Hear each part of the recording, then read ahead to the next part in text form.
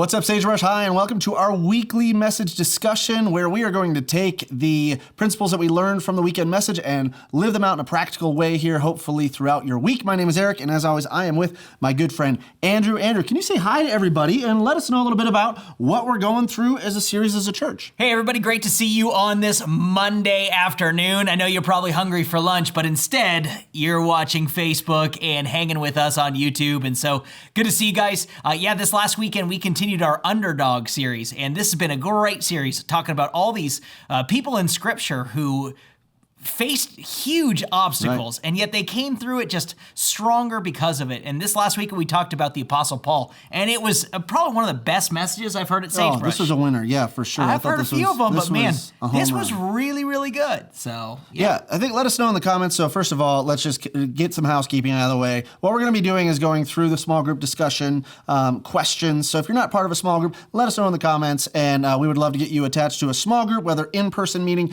or online. So no matter where you're watching us across the country or across the world, we could get you involved in a small group. But also, let us know what you thought of this week's message, because for me, man, I loved it. And we're going to be participating, if you're watching us live on Facebook, in the comments. That's why I've got the official Sagebrush branded computer, not sponsored by anybody but Sagebrush. We don't make computers, folks, just so you know. And we would love to respond to here and let you be a part of the discussion, because we want this to feel like a small group. And if you're watching us with your small group, feel free to hit pause as we go through the questions and answer them as a group. Andrew, why is it so important to be involved in a small group? Well, it's so critical to be a part of a small group, and we talked about this weekend. You got to have a group of people that are praying for you, because we know that life is hard. It can be difficult, and man, when you have no one to really turn to in your time of need, it's gonna be really difficult. And so around Sagebrush, we organize our church around small groups. We don't just say that we're a church that has small groups, but we're a church of small groups that meet both on the weekend for corporate worship, but then in homes for fellowship. And now because of COVID, we can't quite be in houses yet or anything like that. So we've got a lot of groups meeting online. Some are meeting actually here at the church right now. And there's a few groups that are still getting away with getting it in homes, but it's only because they're related to each other. Yeah, right. That's it. And there's other restrictions too. Obviously, you got to follow where your location is. In fact, we want to give a huge shout out to all of our friends down in Belize who had their very first public service, in-person service after a couple of months of being out. And so everybody let all of our friends in Belize know that we are so pumped for them. I think there was 250 some people that showed up. That's big. God is doing some big things all across all of our campuses and really across the world as well. So we're pumped to be a part of that. I want to say hi to all of you. Looks like we've got a couple of new people. Mary is new here to Sagebrush. Thanks for getting connected and commenting in here. Here's what we're going to do is we're going to answer a icebreaker question. We usually start off with something to get your conversation going. So feel free to answer below in the comments. Here we go. Did you ever have an after-school activity that you quit? And what was it? And why did you stop? Andrew, how about you? For me, it was volleyball. Okay. That's kind of an easy reason why I quit. Yeah. I'm not the tallest man in the world, and I had signed up for volleyball, and I actually did volleyball for a number of different years in high school. Yeah. In California, volleyball is a big deal. And so did it for a couple different years, and then I got to my senior year, and the coach changed for volleyball. Okay. And then volleyball was no longer any fun. Okay. And so I decided, man, I would do something different, which meant I just hung out at home and didn't really do much of anything because I was a senior and I didn't have to do a PE that year. So yeah, that was kind of what I quit. What about for you, Eric? I was really trying to think about this one because I don't really know. You're not a quitter, bro. Okay, I mean, yeah, you know, that is part of it. You know, I think one of the things that we're taught, like my parents are like, hey, if you're going to start this, we're going to go all the way through. So if there was a league, if there was a thing or whatever after school, we kept all the way through it. So between sports and I was actually at Eisenhower Middle School in Albuquerque. I was in the Strategy Gamer Club. Oh yeah. In case you wondered how cool I was. Yeah, we were playing Magic the Gathering, things like that. So you guys just, just bask it in. No, but I think the biggest thing that we stopped was I was part of the ski club. And then after moving from New Mexico to Ohio, where New Mexico is obviously hilly, like this, and Ohio is like flat. This. I was actually joking with my wife. We were talking about the biggest ski hill in Ohio has a 300-foot elevation drop. Ooh. Yeah. It's like, and their longest run is like half a mile. Ooh. Ooh. And then we were like comparing it to some of the mountains around here that have like 5-mile long runs. pretty. I see you, Taos. Anyway, let's see. We had Rick said he had to quit tennis because of a job. Yeah, that's probably a good idea, Rick. You know, got to do that. Laura said serious. dance. Driver's ed. Tried driver's ed, but decided my job was more important, says Kat. And then Tammy stopped piano lessons. So, okay, number of different reasons we explored in there or explained in there as well. But how do people usually respond when they find themselves in these underdog situations and the odds are stacked against them? We talked about this the whole series. How do they respond and why? Yeah, I think there's a lot of different responses that we see when people face overwhelming obstacles. In my own life, I see, man, when I'm overwhelmed, I oftentimes just get busier.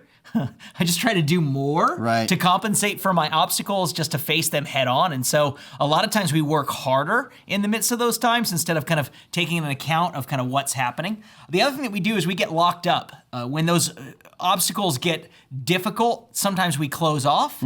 We get locked up in fear and anxiety, and we don't want to move forward. We lose sight of the fact that God said in his word in 1 John chapter 4, verse 18, that his perfect love drives out all fear. And instead of that, we get locked up in fear. And we're not able to move forward. We're wondering about what the future might be. Could I possibly die from this situation? Everything else. And so we get locked up. And then the other one that we do is we get serious. And that's what I love about it, being a pastor here at this church, is because I see people who've gone through overwhelming obstacles, and it's really that opportunity that they get serious.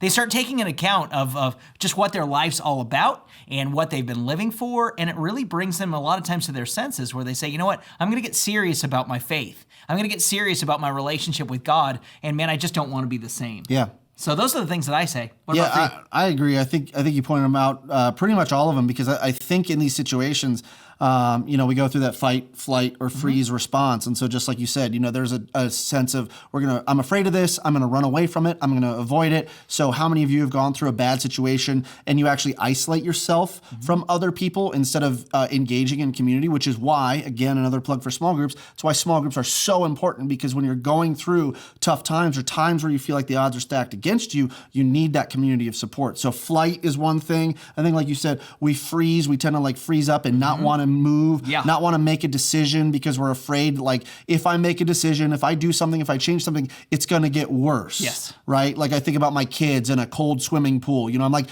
move around, right? They're like, oh, I'm so cold. You're like, no, move around a little bit. Just get active. Yeah, get active a little bit. So there's times where we freeze, and there's times where we fight. And I mean, I think fighting in some cases is bad, but like you said, to me, that's that get serious, where you're gonna bear down and you're gonna say, I'm actually going to face this thing, figure out. Now, sometimes you see red, right? And you're just going at it in a bad way. Correct. But just like where if you fight in the right way, you take a pause, you evaluate, you engage the other people that you need, you wait for God to speak into what it is, and then you actually move forward in that way.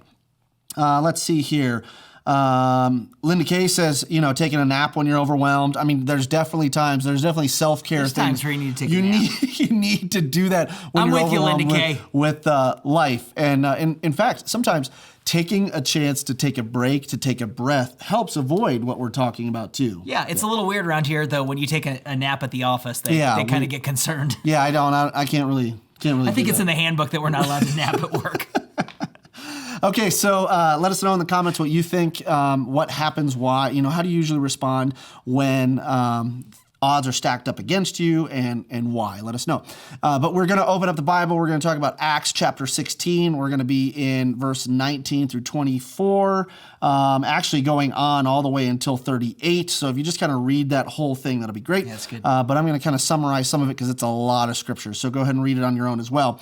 But here we go. It says, they grabbed Paul and Silas and dragged them before the authorities at the marketplace. Verse 20, the whole city is in an uproar because of these Jews. They shouted to the city officials. They're teaching customs that are illegal for us Romans to practice. So a mob quickly formed against Paul and Silas, and the city officials ordered them stripped down and beaten with wooden rods. They were severely beaten, and they were thrown into prison. The jailer was ordered to make sure they didn't escape, so the jailer put them in the inner dungeon and clamped their feet in the stocks.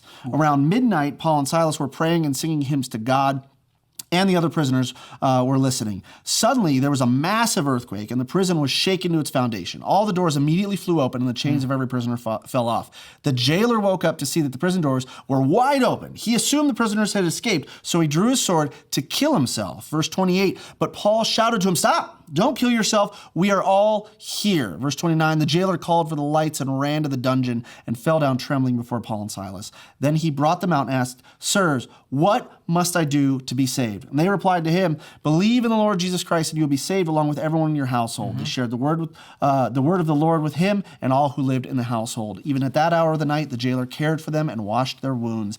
Then he and everyone in his household were immediately baptized. And it goes on to talk about how they brought a meal to him, and the next morning that they, kind of let some people go. And then Paul talked through a couple of things here. But specifically, Andrew, what odds did Paul have against him during the situation, and what stands out to you about Paul's attitude and response? Man, I love this passage of scripture because it's a huge one, right? Where Paul is starting his third missionary journey, and actually it's a second missionary journey at this point, and he goes to the city of Philippi. Now, if you don't know anything about the city of Philippi, Philippi comes from the word Philip, obviously, and he was kind of the emperor of Macedonia. And this city was one that was fought over for years. So these people were already scared of riots. They were already scared of what might happen. And so here comes Paul and Silas to do ministry. And there's this little bit of an uproar in the city over these guys because they're causing all sorts of problems. Well, immediately they're just punished. They're beaten with rods. They're stripped in the middle of the town square. And man, terrible things happen. But then here they are, right? With all these odds against them. They've got the government against them. They've got the Jewish leaders against them. They've got just the random people who wanted to make money off of this lady who was kind of a fortune teller. And Todd singing this weekend was really annoying and really good for the fortune teller. These men are servants of the Most High God, showing you the way to be saved. It was excellent. But no, overall, just the whole town was in an uproar. So not only did they have the Jewish leaders, but they had the whole town obviously against them. So they're facing these overwhelming obstacles in the middle of the situation. Yeah, so what stands out to you about how they react to it, though? Man, the way they responded by singing, I mean, come on. I am beaten and in a dungeon and in stocks, and here I am singing praise songs to God. Yeah. I mean, I can't even imagine that situation where, man, they're busted out and they're just torn up, they're already beaten and they're bloody, and here they are praising God to be counted worthy to be able to do the work that they were doing. And so, I think their response is just admirable, first of all, but they were also so focused that even in the midst of that time, earthquake, everything else, they're still using that as an opportunity to share Jesus with other people. Exactly. So I'm overwhelmed by that. What do you think? Yeah, it's funny to me too. We just think it's okay, especially if you've read through the book of Acts, which is pretty popular for people to read through and to see how the early church responded. But you see that what I miss a lot of times is I just think what they're doing is perfectly normal. But when it says suddenly a massive earthquake happened, the prison was shaken to its foundations. What do you think my reaction would be? I would be like, what just happened? Exactly. An earthquake happened, doors are opening, people, cats and dogs living together, mass hysteria, this is what is going on right now? And I would be more freaked out about that. And then you see the doors are wide open, right? I'm guessing that means that the stocks were off. I don't, maybe not. Yeah. But thinking now's our chance. God is sending us an opportunity to get out. But you said, no, they stopped, and they stopped. Instead of thinking about them and their situation, they were focused on the most important thing. And to have the wherewithal to think about the jailer, to think about the soldiers that were around them and thinking hey, you know what? It's a good opportunity to share Jesus, Andrew? Yeah. In the midst of an earthquake, when I'm in prison, after I've been beaten, this is perfect time for me to think about, the Most High God and how I need to, share him with others. Yes. No, I would be thinking about myself and how the heck do I get out of here, and ouch, my back hurts, and where are my clothes, all that kind of thing. So I think for us, it's a very important message to think about, no matter what inconvenience I'm going through, what is the most important thing to do in this situation? So how have I been inconvenienced? How can I care about other people? I mean, when I receive a minor inconvenience, like my order is wrong at a restaurant, that's not the server's fault. How do I care for the server in that moment, right? Or if you get an offender bender or something like that, just going take a breath. It's okay. How can I care about the people around me even when I've been inconvenienced? Yeah. Moving on to the next question. We want to know, are you currently facing a situation where all of the odds feel stacked against you? And if so, what is it? Yeah, I think for me, I'm looking at raising my 3 little kids to love God in the midst of a culture that just doesn't really believe or live out biblical values. And so for me, that's been the hardest thing, where I feel like the odds are stacked against me in that area because, man, seeing just our world today and how upside down it is, where people call wrong what's right and people call right what's wrong. And so I just look at our culture today and just how oppressive it can be. And I feel like the odds are stacked against me, whether it be the schools that the kids are going to or whether it be just the coronavirus and the different things that are against them right now, that I look at it and I go, man, I have got to trust in God that he's got a plan for all these things, and I've got to do my best to try to steer my kids the right direction, even when it's really hard and difficult. What about for you, bro? Yeah, I think that's that's certainly great. When you see all those odds, it's like the things that you see are stacked against you, but almost like any great underdog movie or underdog story, or a lot of times it's like a sports movie where it's like, you've got a secret weapon. Yeah. Right? There's something in the back where they can't see, where other people can't see, that it's going to happen and it's going to come and save the day. And it's like, if you've seen the movie play out, you know that the heroes win in the end because of whatever that thing is. And it's great to think back and think through, okay, in the situation that you're going through, that's God, and that's where God is showing up. And so specifically, we want to point out to you, if you are in the situation, you feel like all the odds are stacked up against you. If you're going through a time where you're going through, maybe there's something that's hurting you right now, maybe you're going through a habit, maybe there's people around you, like we have a program called Living Free and Living Free Groups that we would love to help point you to in this moment. So somebody's going to go ahead and put the link to our Living Free groups. We're meeting in person as well as online. So these are groups that are like specific to whatever you're going through there. The other important thing is we have prayer volunteers that would love to have the opportunity to pray for you.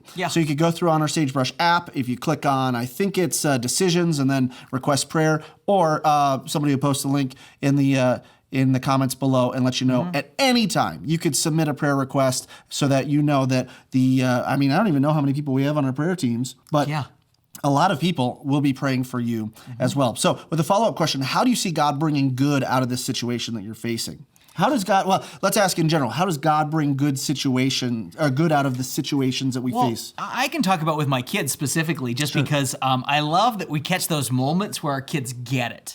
And in my kids' stories, they go to a school where it's just pretty liberal, and they're making not bad decisions. I wouldn't say that at the school, but it's not like a Christian education per se.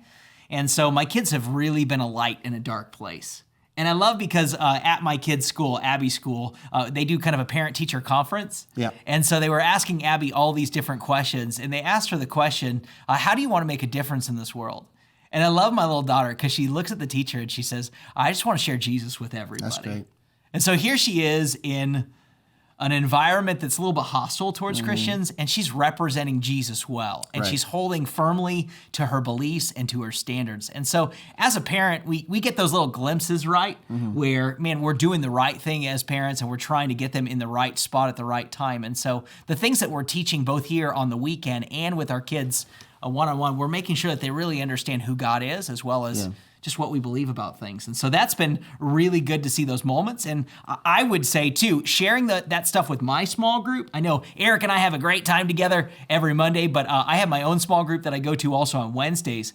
And they're just praying for me, and they're praying for my kids, and that Laura and I would do a good job raising them. So, yeah, it is kind of interesting how, like, this is a very public small group, right? We're sharing with all of you. You're sharing with us in the comments, but there's probably, a good 10, 20% of things that you wouldn't share on Facebook, and you definitely wouldn't share on Facebook Live here. And so that's why it's important to be involved in a small group and have somebody that you can talk to and somebody you can go to. I think when we talk about how God is bringing good out of situations that we're facing, I love the book of James. And so if you read James chapter 1, he talks about considering it pure joy when you're facing trials. And he says specifically, like, when the odds are stacked against you, when you're surprised by the things of life, not if, but he says definitely when, consider it joy. And I'm just always like, I don't really want to right right now because this doesn't feel very joyful. Yeah. But he goes on to say it's because this is an opportunity to have your faith tested, and not tested in the way like God's up there going, well, let's see, does Andrew believe in me? Let's throw something down here to test him.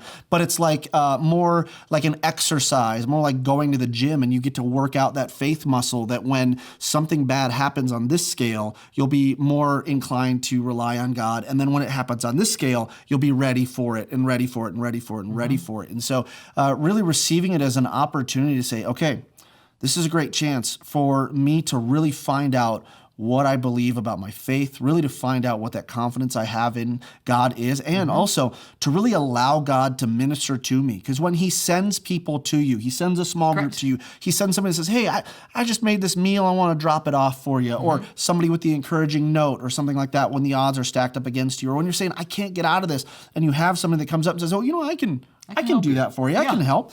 Like, that's an opportunity to let God in and let him minister to you. And then also to take that and go, okay, can I pick out opportunities where I'm seeing other people that have the odds stacked against them? And how then can I help minister to them as well? So true. All right. So with that being said, let's see here if we have any comments here. Yeah, we have a lot of people that are going through anxiety and trying to figure out all the what ifs and challenges when our teens and our kids are going through the peer pressure and praying for them, because again, peer pressure is another thing that really odds are stacked up against. Yep. And that's why it's even more important to have community as well. So I would say for some of you that maybe have some teens that are going through that, make sure that you're checking out Remix and Remix small groups as well, because they want to help your junior high, your middle school and high school student have some community where they have people on their left and on their right that can help them face some of these odds as well.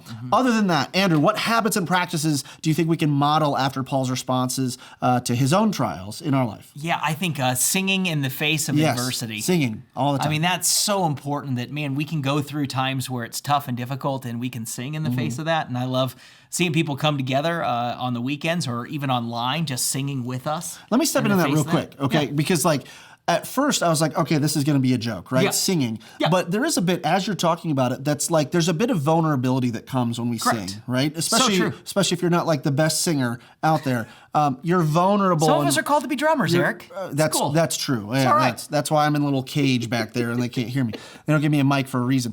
But like, you're vulnerable in front of God and in front of others. And I think that's important. Like, sing and say, okay, repeat the truths of God.